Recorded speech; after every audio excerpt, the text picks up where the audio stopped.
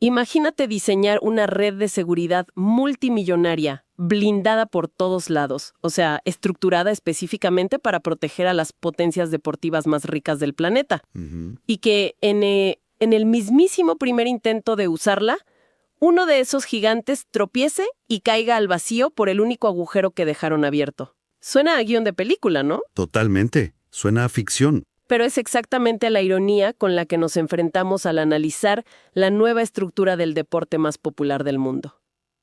Hoy damos la bienvenida a la audiencia a esta nueva inmersión profunda. Vamos a poner bajo la lupa el salto más radical de su historia moderna, que es la expansión del Gran Torneo Mundial a 48 equipos. Y fíjate que ese salto de 32 a 48 selecciones no es, digamos, un mero detalle logístico o un capricho del calendario. Hablamos de una reestructuración sísmica, una que altera por completo la forma en que entendemos la competencia. Claro, Altera cómo se consume a nivel global y, lo más crítico de todo, cómo se comercializa. Es un rediseño que toca cada fibra del modelo de negocio. y para desentrañar todo esto, para quienes nos escuchan, nos estamos apoyando en una fuente fundamental. Es un documento sumamente revelador titulado El gigante de 48.pdf. Un texto fascinante, por cierto. Sí, muy revelador. Es un análisis que hace una disección brutal, casi quirúrgica, de los números fríos, de las proyecciones y de las verdaderas motivaciones institucionales que hay detrás de este nuevo formato. Exacto. Y la misión de nuestra inmersión de hoy es rasgar un poco ese velo de las relaciones públicas. Queremos saber qué hay realmente debajo de esta gigantesca maquinaria. O sea, ¿es una apertura genuina al mundo para abrazar a más naciones? ¿O estamos ante una obra maestra de la ingeniería comercial para asegurar que la caja registradora siga sonando? Bueno, vamos a desglosar esto porque para entender las dimensiones de este monstruo necesitamos urgentemente un poco de perspectiva histórica. Totalmente necesario. Porque la memoria colectiva tiende a engañar un poco en estos temas. A menudo se asume que este torneo siempre fue el coloso absoluto que paraliza al planeta entero, como si fuera un evento predeterminado. Sí, como si siempre hubiera sido así de masivo. Exactamente. Pero si trazamos la línea de tiempo que expone el documento, la evolución ha sido un camino lleno de baches, de improvisaciones. Cada vez que se sumaron más participantes hubo un motor muy específico impulsando ese cambio. Y los datos de los primeros años, a mí como lectora, me parecieron fascinantes por lo precarios que resultan hoy en día. El documento nos remonta a 1930 en Uruguay, y los inicios fueron increíblemente humildes, apenas 13 equipos. Imagínate, 13 equipos nada más. Hablamos de una época donde viajar implicaba cruzar océanos en barco durante semanas. La logística era la que dictaba el tamaño del torneo en ese entonces. Y luego vino una inestabilidad que hoy parecería inaceptable para una corporación deportiva de este nivel. Sí. En 1934 suben a 16 equipos, pero fíjate, en 1938 bajan a 15 de la noche a la mañana por la retirada de Austria. Esto debido a conflictos geopolíticos. No había un modelo inamovible, era supervivencia pura. Era un evento tremendamente vulnerable a los vaivenes de un mundo muy convulso.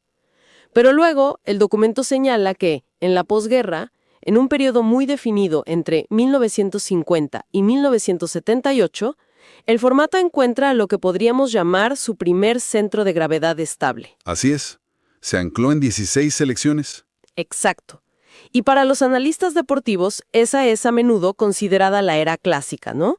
Tenías un torneo compacto, altamente competitivo, donde esencialmente solo llegaba la élite absoluta tras unos procesos clasificatorios durísimos. Pero el mundo cambia, la tecnología avanza, y llegamos a un punto de inflexión clave en 1982, en España.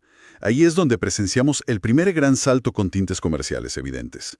El torneo pasa de 16 a 24 equipos. Claro, y el argumento oficial ahí fue abrir el espectro geográfico, ¿verdad? Exactamente. Darle más participación a regiones que históricamente estaban marginadas del gran escenario, específicamente África y Asia. Y ese momento es vital para entender lo que está pasando hoy, porque en el 82 las instituciones rectoras se dan cuenta de algo gigantesco. El deporte profesional ya no respondía únicamente a la pasión de Europa y Sudamérica. El potencial del alcance global comenzó a materializarse. Impulsado por el auge de las transmisiones televisivas internacionales. Y la regla de oro de la industria es que, con un mayor alcance territorial, llegan gigantescas oportunidades comerciales. Llevar a un equipo africano o asiático no solo era justicia deportiva. Era abrir un mercado de consumo masivo para los patrocinadores. Totalmente. Y así, iteración tras iteración, el documento nos lleva a Francia, 1998. El momento en que se introduce el formato de 32 equipos. Y según la valoración de las notas que estamos estudiando, este esquema no fue solo un formato más, fue considerado por casi 3 décadas como el equilibrio perfecto. Matemáticamente era de una elegancia insuperable. 8 grupos de 4 equipos. Los 2 primeros avanzan. Exacto. Tienes exactamente 16 selecciones para armar los octavos de final. No hay necesidad de reglas rebuscadas para clasificar a los mejores terceros, ni matemáticas enredadas en la última jornada. Funcionaba como un reloj suizo. Garantizando una tensión dramática inmensa en cada partido. Aquí es donde se pone realmente interesante, porque quiero plantearle una analogía a la audiencia. A ver, dime. Imaginemos que este formato de 32 equipos es como una receta maestra en un restaurante de altísimo nivel. Después de décadas de ensayos, de ir ajustando los ingredientes desde 1930, el chef finalmente logra la perfección absoluta en el 98. El punto dulce. Exacto. Los sabores están balanceados, la textura es impecable, todos quedan fascinados. Si la receta ya estaba perfecta y el equilibrio era ideal, ¿qué necesidad había de que los dueños del restaurante entren corriendo a la cocina y le echen 1 kilo de ingredientes extra a la olla, arriesgándose a arruinar el sabor por completo? Si conectamos esto con el panorama general de la industria deportiva corporativa, la respuesta se aleja inmediatamente de la cocina y nos traslada directo a la sala de juntas de los accionistas. ¡Claro! ¡El dinero! El deporte profesional en la cúspide mundial está atado a su capacidad de generar retornos financieros. Cuando el factor financiero exige crecimiento continuo ciclo tras ciclo, el equilibrio deportivo puro pasa a un segundo plano. La receta perfecta del chef deja de importar si la junta necesita vender el doble de platos para justificar proyecciones multimillonarias ante los patrocinadores. Pero a ver, detengámonos ahí un segundo. ¿No estamos siendo excesivamente cínicos al reducir esto a una simple cuestión de hojas de cálculo y avaricia institucional? Bueno, depende de a quién le preguntes. Porque si revisemos la narrativa oficial de los organizadores, la bandera que se ondeó con más fuerza para justificar estas 16 plazas adicionales fue la inclusión futbolística. El discurso es, vamos a democratizar el acceso y vamos a permitir que países que jamás soñaron con participar se unan a la fiesta global. Eso suena a una causa noble, no a una estrategia comercial. Y suena hermoso, sin duda. Es un argumento romántico sumamente efectivo para las relaciones públicas. Digo, ¿quién se atrevería a argumentar públicamente en contra de la inclusión en el deporte? Nadie. Quedarías pésimo. Exacto. El problema surge cuando dejamos de leer los comunicados de prensa y empezamos a cruzar los datos de las selecciones que realmente lograron clasificarse. Es ahí donde esa fachada de inclusión masiva se desmorona. Y el golpe de realidad al leer El gigante de 48 PDF es contundente, porque uno asumiría, guiado por esa narrativa, que tendríamos un desfile de naciones pequeñas debutando, pero los datos dicen otra cosa.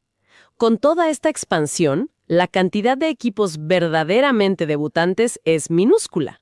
Casi inexistente. De 16 plazas nuevas, solo hay 4 equipos debutantes. Estamos hablando de Cabo Verde, Curazao, Jordania y Uzbekistán. Solo 4. Wow. Espera un momento. Si construyes un edificio mucho más grande para invitar a todo el vecindario a la fiesta, pero solo llegan 4 vecinos nuevos, ¿para quién era realmente la fiesta? Esa es la pregunta clave. Y la respuesta es que los otros 12 asientos los están ocupando los que el documento clasifica como equipos frontera, selecciones tradicionales de segunda línea que ya solían rondar la clasificación. Ah, los que siempre se quedaban a un punto de entrar en el formato de 32. Exactamente. O sea, se ensanchó la puerta, pero no entraron multitudes inexploradas. Simplemente acomodaron a los mismos invitados que ya estaban amontonados en la entrada. Lo fascinante aquí es que este cruce de datos revela el verdadero propósito del formato. No se diseñó como un vehículo de caridad, Se estructuró como una gigantesca y multimillonaria red de seguridad. Ok, hay que explicar esto muy bien, porque cambia toda la perspectiva. ¿Cómo funciona esta red de seguridad para las corporaciones? Pensemos en la clasificación. Al ampliar a 48, las confederaciones más poderosas reciben un aumento significativo de plazas directas. El margen de error para una selección de élite se expande drásticamente. Claro, en el sistema de 32, si una potencia tenía 2 partidos malos, podía quedar eliminada. Exacto, por lesiones o mala suerte. Pero al inyectar 16 plazas más, la lógica corporativa aseguraba que, incluso jugando mal, los gigantes históricos sumarían los puntos suficientes para entrar. Se diseñó para eliminar la volatilidad del deporte. ¿Y por qué ese pánico a la volatilidad? Porque las corporaciones odian la incertidumbre. Tienen acuerdos estratosféricos de patrocinio y derechos de TV que dependen de que esas potencias tradicionales estén en pantalla. Esta red se creó para garantizar que los grandes mercados jamás se quedaran fuera por un accidente deportivo. Y es aquí donde la realidad demuestra tener un sentido del humor bastante irónico. Porque a pesar de que calcularon esta red de seguridad al milímetro, la red falló de forma espectacular. Falló catastróficamente. Potencias absolutas se quedaron fuera. Los casos emblemáticos que documenta la fuente son Italia y Nigeria. Que Italia caiga en un formato expandido, frente a rivales de menor jerarquía en un repechaje, es algo que las matemáticas del nuevo modelo suponían casi imposible. Todo el andamiaje era para evitar ese escenario. Presenta una verdadera pesadilla financiera para la FIFA y las televisoras. Es un agujero negro en los libros contables. Italia es uno de los mercados televisivos más lucrativos de Europa. Cuando no clasifica, las cadenas exigen renegociar contratos a la baja. Las suscripciones no se venden. Y los patrocinadores globales pierden decenas de millones de impactos publicitarios. Totalmente. Y Nigeria es el gigante económico y demográfico de África. Más de 200 millones de personas. Si Nigeria no está, el consumo de datos móviles, el streaming y la mercancía oficial caen en picada. Hablamos de cientos de millones de dólares en pérdidas. O sea, la red de seguridad falló en proteger a los gigantes comerciales y la inclusión masiva resultó ser un espejismo. Entonces, lo único que nos queda de esta expansión es el impacto directo sobre el campo de juego. Nos enfrentamos a una realidad deportiva muy distinta, donde la calidad entra en conflicto con la cantidad. Una realidad que nos obliga a evaluar el daño colateral. Al meter a selecciones fronterizas de menor jerarquía, alteras dramáticamente la calidad del espectáculo. Y paradójicamente, un peor torneo a nivel deportivo resulta ser un negocio mucho más lucrativo. Vamos al riesgo deportivo que menciona el análisis. Hay un peligro inminente de tener fases de grupos diluidas. En el de 32, cada choque era de alta tensión. Con 48 puedes tener un partido entre el sexto clasificado de una confederación contra el séptimo de otra. El potencial de partidos aburridos, de esos que terminan 0-0 sin mucha historia, se dispara. Pero claro, si cruzamos del vestuario al departamento de finanzas, esos empates aburridos valen oro. Porque aquí entra la brutal expansión del inventario comercial. El torneo pasa de 64 partidos a un total de 104 enfrentamientos. Es una expansión demencial. Pasar de 64 a 104. Y las proyecciones financieras que arroja el documento apoyan esta locura. Hablamos de una proyección astronómica de 11,000 millones de dólares, basada en vender 6 millones de boletos, tener mayores derechos de TV y exprimir los patrocinios en las 16 sedes. Es la lógica comercial en su estado más puro. Más juegos es igual a más ingresos. Al patrocinador que pone su logo en la pantalla de la cancha no le importa si el partido es una obra de arte o un empate sin tiros al arco. Siguen siendo 90 minutos de exposición de marca. Exacto. Y para la ciudad de sede, un partido significa un estadio de 60,000 turistas consumiendo alojamiento, comida y transporte. Es facturación constante. Entonces, ¿qué significa todo esto? A mí me suena exactamente a lo que pasa con esas series de televisión brillantes. Tienes una serie perfecta de 10 episodios. La trama es tensa, el nivel es insuperable. Pero rompe récords de audiencia y los productores deciden agregarle 40 episodios de relleno para la siguiente temporada. La trama se vuelve aburrida, la calidad se desploma, pero a los ejecutivos no les importa, porque 40 episodios más significan 40 horas más de pausas comerciales para vender. La precisión de esa analogía es escalofriante. Y esto plantea una pregunta importante para la audiencia. ¿Se ha vuelto la excelencia deportiva algo secundario cuando el modelo financiero prospera puramente basado en el volumen? Son 104 partidos, concebidos como unidades de facturación. Tal cual. La inclusión es solo el argumento romántico, el maquillaje de marketing. Pero los 11.000 millones son la verdadera razón detrás de la demolición del formato de 32 equipos. Es una radiografía implacable de nuestras fuentes de hoy. Y para atar los cabos de esta inmersión profunda, vale la pena mirar cómo pasamos de un evento casi íntimo de 13 equipos en Uruguay a una maquinaria comercial de 104 partidos. Un salto gigantesco. ¿Y por qué esto es relevante para quienes nos escuchan?